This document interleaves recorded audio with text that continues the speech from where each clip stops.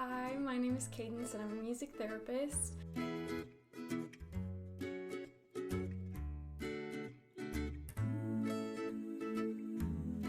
There's two kind of sides to why music therapy works. One side is the way that music activates your brain. Music itself makes connections in your brain that other therapies and other activities don't necessarily do. So those new connections that are formed in the brain really can help make mental changes, physical changes, because your brain controls your whole body. The other kind of side of that is that music is very motivating to most people.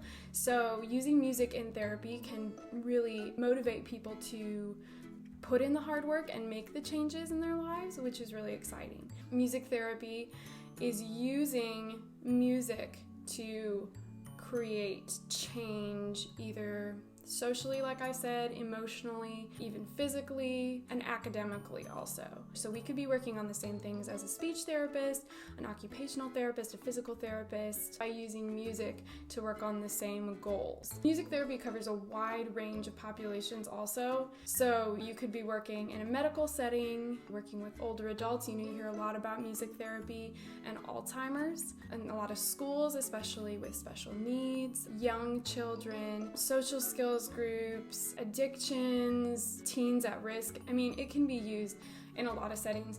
And one of the reasons is because music is so universal. And I mean, most people, if not all people, feel some sort of connection when they hear music.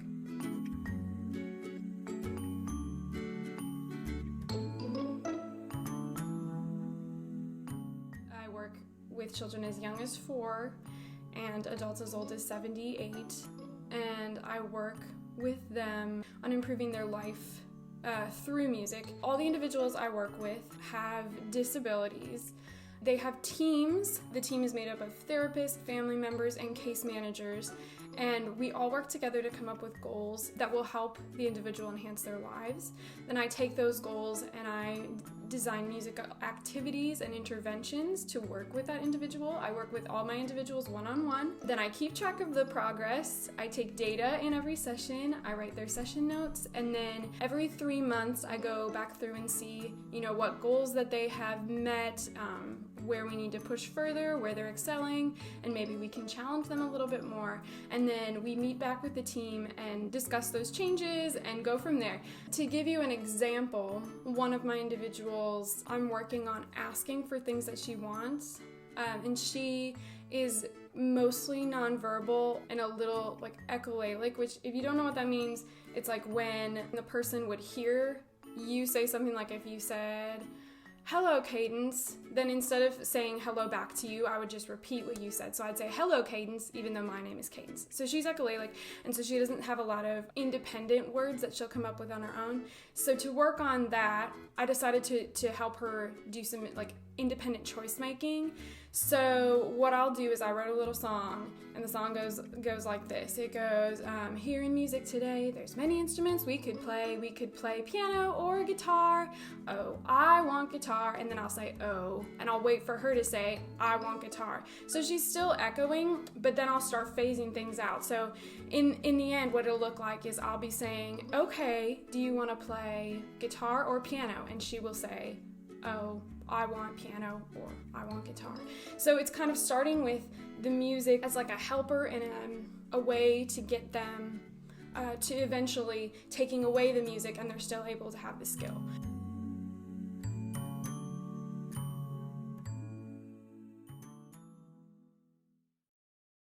My degree is in music therapy, bachelor degree. I do not have my master's, I do not have my doctorate. You can practice music therapy with only a bachelor's degree, but it must be in music therapy. Some people do have their bachelor's in music education and will go back for a master's equivalency in music therapy.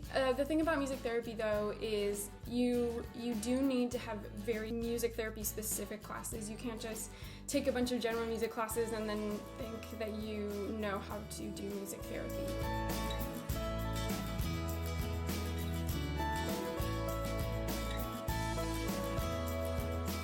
So I think one of the more work aspects of music therapy is definitely all the paperwork. I have to do a lot of paperwork. There definitely are clients who have very challenging behaviors in my area of work. Sometimes those are not fun clients to see. Music therapy might sound like it's all just, singing and dancing and having fun, but there's a lot of behavior management that goes into it, and that is not always fun.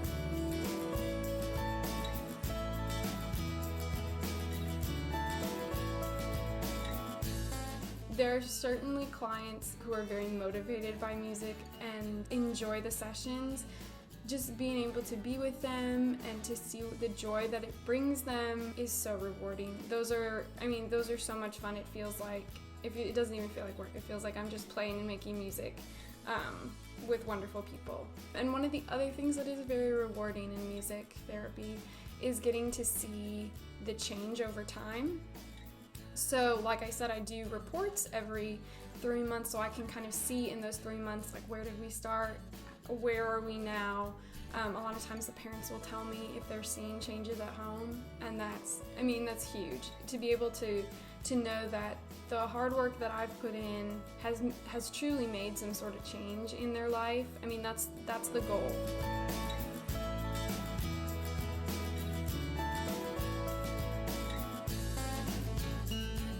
Originally, I did not want to have a career in music. I thought that the only real jobs in music were performance, which that wasn't gonna happen for me.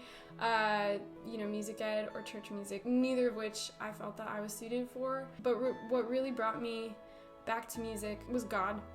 It was. I was on a very different path. I was very happy with that path, and I just kept getting all these signs and all these feelings that I was just headed down the wrong path, and that this music therapy program was where I was supposed to be. Just all these people who talked to me, all of these experiences that I had, and it got to the point where I just felt like I was so distraught that I was feeling like I wasn't where I was supposed to be. I really felt God was calling me to this other path, which was hard, but I definitely, now where I am, looking back, I can tell that He was definitely leading me and kind of preparing me throughout my life to be a music therapist.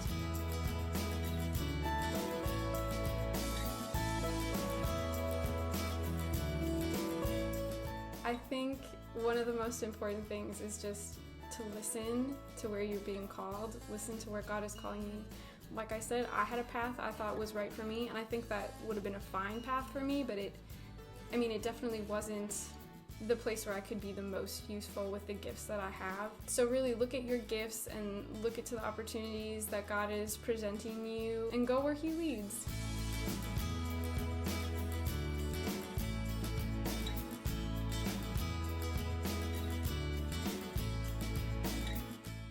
I think music therapy is an awesome opportunity for anyone who is interested in going to music and going into a helping profession.